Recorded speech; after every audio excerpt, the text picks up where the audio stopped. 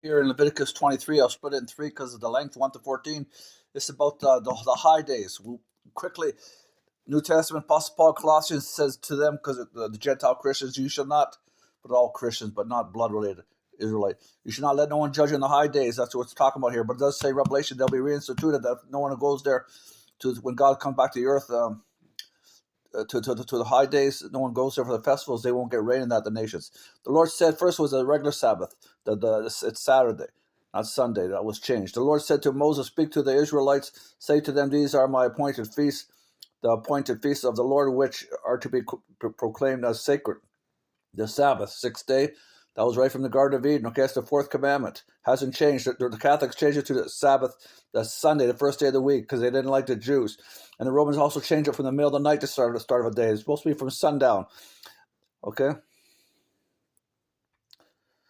There are 6 days when you may work, but the seventh day is the Sabbath of rest, a day of sacred assembly. You are not to do any work wherever you live. It is the Sabbath to the Lord. You know what? I'm not even going to make it through this because I'm commenting so much. I'm going to take it verses 1 to... We'll take verses 1 to 8. So just the Sabbath, I just went through that, and the Passover and the days of unleavened bread.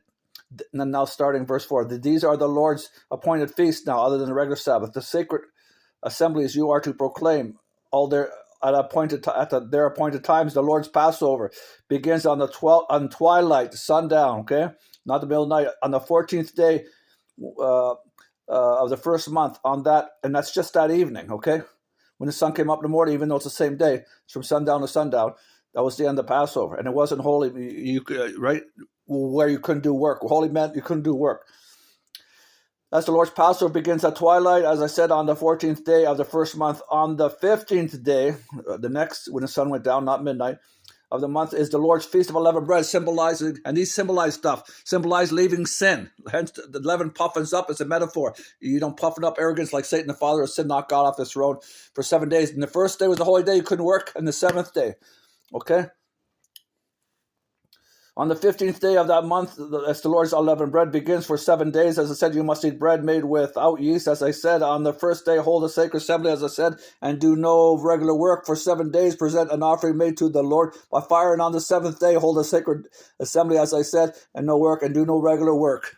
Stop it there, because there's a lot of commenting in this chapter with a feast. So that's 23 of Leviticus 1 to 8, 1 to verse 8, okay?